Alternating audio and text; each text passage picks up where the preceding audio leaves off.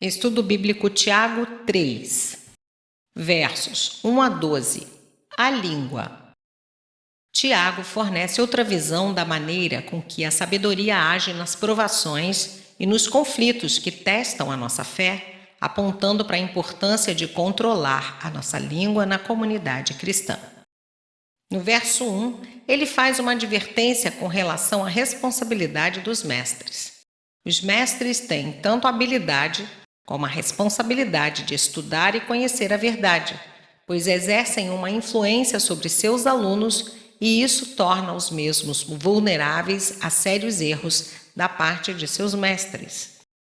Como resultado, Deus os considera responsáveis de acordo com um padrão mais elevado, Lucas 12, versos 47 e 48. Esse julgamento mais severo deveria reprimir os mestres de dizer palavras incorretas e descuidadas e falsos ensinamentos. Devemos, inclusive, lembrar que a igreja antiga dava grande importância aos mestres. A maneira correta de refrear a língua, verso 2, não é simplesmente guardar silêncio, mas sim levar cativo todo o pensamento à obediência de Cristo. 2 Coríntios 10, verso 5, Filipenses 4, 8 e Mateus 12, 34. Tiago fez uso de metáforas da experiência comum para ilustrar o seu argumento de que grandes resultados podem ser alcançados por simples ações, versos 3 a 8.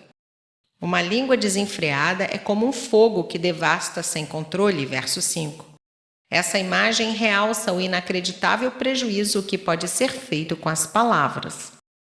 Como as palavras perversas podem causar muitos prejuízos, os cristãos devem ser muito cuidadosos com o que dizem. O mau uso das palavras, fofoca, blasfêmias, calúnia, mentiras, falso juramento, tem o poder de destruir, manchar ou corromper todo o caráter de uma pessoa. É posta ela mesma em chamas pelo inferno, verso 6. Essa é uma afirmação que pode indicar a gravidade dos resultados das palavras perversas ou uma indicação de que os próprios demônios tentam os cristãos a usar palavras destrutivas. É mais difícil domar a língua do que animais selvagens, ou seja, o pecado verbal está entre os mais difíceis de serem resistidos, versos 7 e 8. A língua é mais cheia de veneno peçonhento do que uma víbora, verso 8. Nessa metáfora, Tiago talvez estivesse se referindo à serpente do jardim do Éden, cujas palavras aparentemente inocentes trouxeram a destruição sobre toda a raça humana. Tiago aplicou seus princípios aos relacionamentos humanos.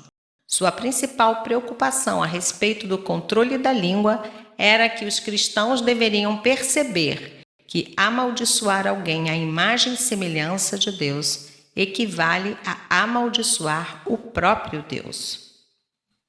Nossa percepção e consciência de que todas as pessoas foram criadas à imagem e semelhança de Deus nos motivará a falar com elas com a dignidade e a honra que Deus concedeu a elas. A comparação com os frutos, verso 12, traz uma grande semelhança com a metáfora usada por Jesus em Mateus 7,16 e nos mostra que usar a língua para pecar é incompatível com o caráter do cristão e a identidade em Cristo.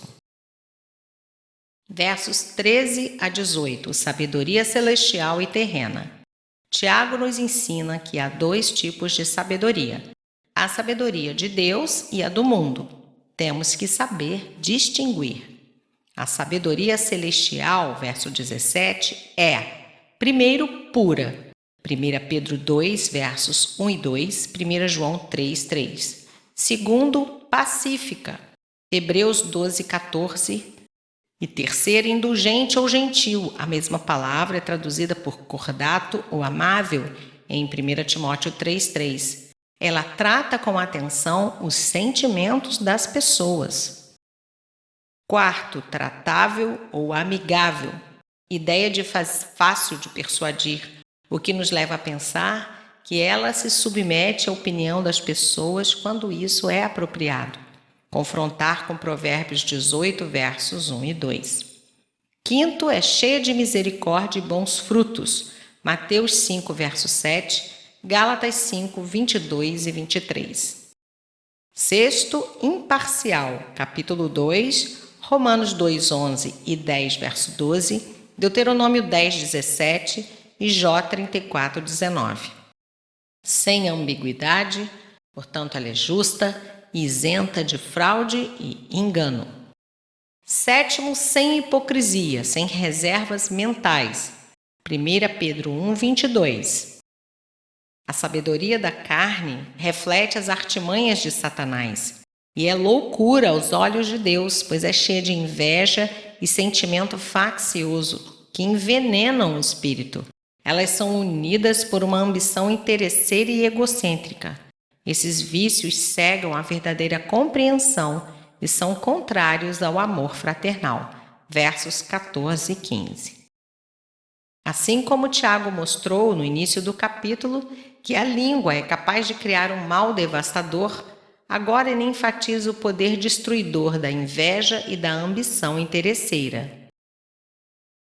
Destes procedem todos os tipos de males, inclusive vandalismo, assassínio, adultério, guerra, furto, malícia e outros pecados que violam as pessoas e provocam caos na comunidade. Verso 16. O verdadeiro cristão busca a sabedoria de Deus e a recebe. E é pela expressão dessa sabedoria que passamos a proceder de modo a, primeiro, evitar a inveja, verso 14. Segundo, evitar o espírito faccioso, verso 14. Terceiro, promover a justiça em paz, verso 18. A sabedoria é demonstrada mediante uma vida piedosa. Um sinal de sabedoria é um espírito manso e humilde.